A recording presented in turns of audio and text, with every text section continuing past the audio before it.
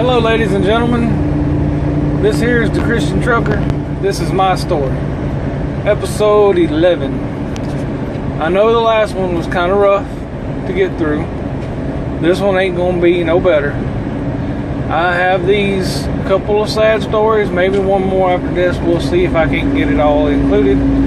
But I have to go ahead and make these happen so that the rest of the story is easier for me to talk about, because thinking about these upcoming videos has just been a downer. So if you don't want to be in a down mood or sad, I suggest you go ahead and turn them off and just skip on ahead. And I'm gonna start using happy or sad faces on the video title. That way y'all will know whether it's an upper or a downer, because I know everybody wants to listen to a sad story. So without further ado, this video we're gonna talk about my mom. Not long after we lost my brother, we lost my mom, because she could not handle losing him. And ultimately, it drove her in the grave. She already had issues with emphysema. I remember when I was young, when we were all living in the same house, she used to wake us up at night coughing. But she refused to put down her cigarettes, and she refused to quit smoking dope. She liked to smoke some pot. Like I said, she was a 60s lady, she enjoyed her marijuana. She liked her beer, which did not help with her diabetes when she found out she was diabetic. So through the years, she enjoyed doing her arts and crafts. Well, my dad, we had everything. We had a nice brick home, and we were middle class, maybe even upper middle class. Well, my dad's back went out, and we lost everything. That'll be in stories. So after that point, our family went through a transition period, and let's just say we lived the poor life for quite a while. Well, I'm still clawing my way up out of it. My dad, once his back went out, he fought for 7 years for getting Social Security, and they never did give it to him. But he's always had kind of bad eyes, but they got real bad, and they had to do some surgeries on his eyes. And long story short, he's legally blind. He can't drive. He can see shapes and forms and stuff like that, but he's blind.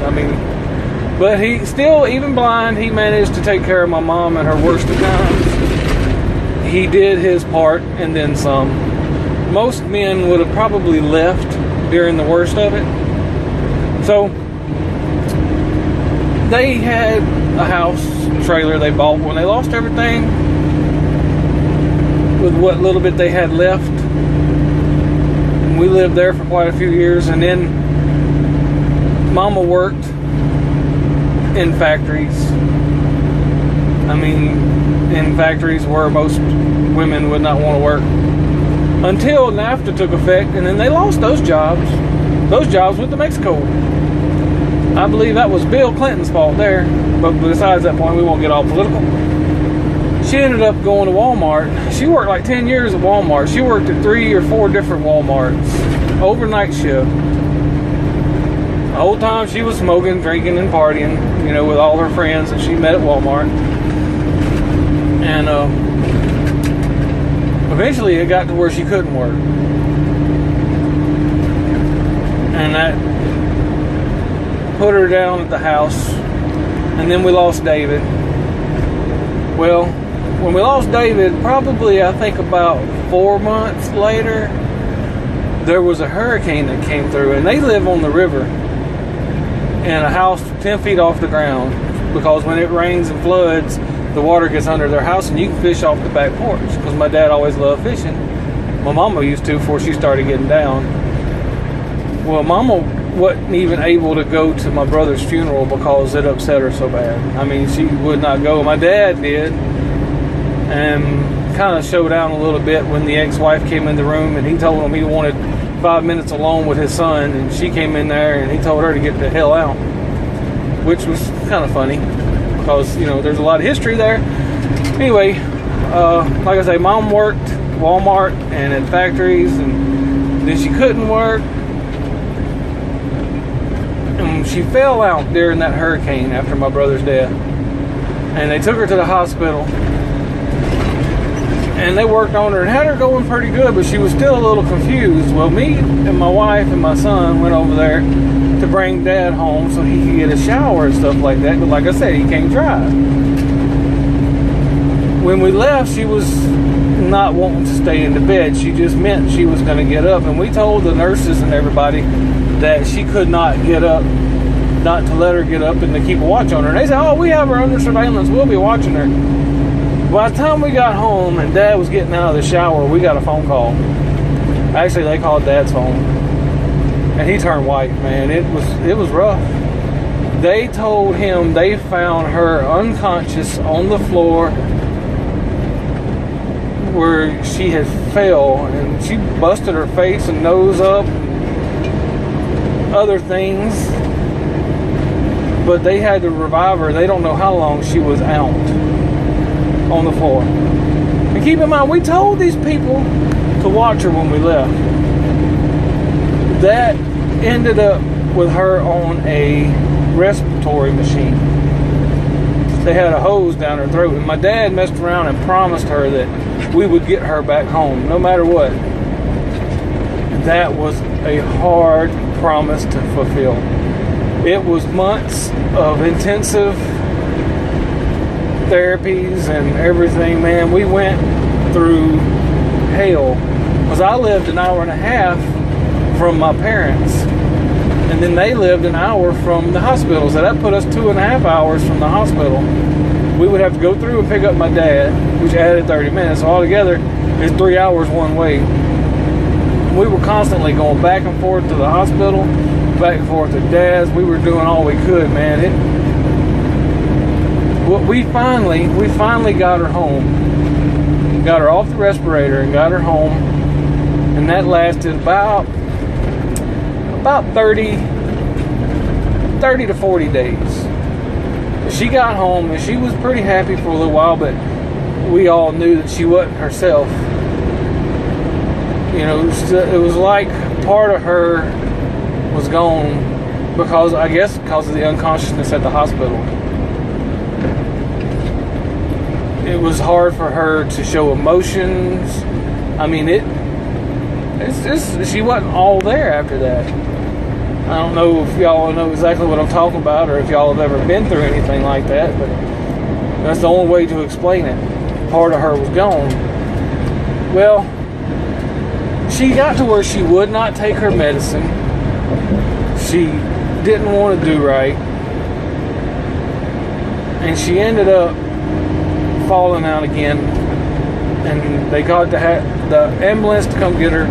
They got her in the helicopter and they flew her over to the other hospital, and there we were again. She's back on a respirator. This time they kept her over there at that one that was 3 hours away from us for a while, but they ended up moving her to one that was an hour away from our house and an hour and a half away from my dad's house. So we would have to go get him and go over to this new hospital, which is a small hospital out in the middle of the boonies. Y'all would not think this little place had a respiratory care hospital, but it did, and it's one of the best in the state, and they did a great job with her. They were really loving and they took care of her. But while she was at that other hospital, while we had her moved, I mean, I had to fight tooth and nail to get her moved because these people let her break out in a rash all over her body. She was itching so bad she was yanking out her respirator machine. She was ripping off IVs. They strapped her down to the bed like a prisoner when all she was trying to do was itch the rash. I mean, it was not a good experience, and that hospital it'll always be like a nightmare to me and my family. I mean, me and my dad talks about it sometimes, but I try not to talk about it. I try to put it to the back of my mind. But, you know, when you're diabetic, you end up with skin issues. And she always had psoriasis and eczema problems. Well, I've learned a little bit about my eczema because, let me get to that. Okay, we went over there, and there was ways they could have treated her rash, but they did not. They wouldn't hardly bathe her. She had hair down below her rump. I mean, it was beautiful. Well, they let it get matted up to where they had to cut off her hair above her shoulders. And that was like taking part of her soul, you know, because her hair was so beautiful and such a big part of her life. It was always a joke. She would go wash it under the water hose. And, long story short, she got over to this new place. They treated her real good, but there wasn't nothing they could do. And I was the next of kin, and decisions had to be made, and we lost my mom. Well, the day, see, they were poor, like I was telling y'all, they were poor, so her and my dad had already decided in the past that they wanted to be cremated if something ever happened. Which, it sounds like a good idea logically, but in actuality, it's rough. Just the thought of it and everything that goes on with it, it's rough, y'all. Yes, it's cheaper. Yes, it's more economical. But the idea of it is still kind of rough. So, the day I go to get her ashes, I had to go for my DOT physical. Well, that day, my buddy Jackie, he's the guy that did my physical, and he comes in and he tells me, "Hey dude, I can't give you a 2-year card. You're diabetic." Turns out my A1C was outrageous, but they had took my sugar and urine sample, and I guess I had a lot of sugar in it, and I had been eating crazy a few weeks before, you know, because I had so much stress going on. I had just, I guess, been binging out on Cokes and cookies and stuff. Well, I found out I was diabetic that day, and they sent me to other doctors to get all that straightened out, which incurred the whole eczema thing, made it worse. So the cures for that, for what me and my mom had, is to keep the skin cool. Benadryl don't help. Most creams don't help. They will only aggravate it. And that's what these people were doing. They were adding some cream, and they were putting some kind of medicine in her IV for the itching, but it wasn't helping.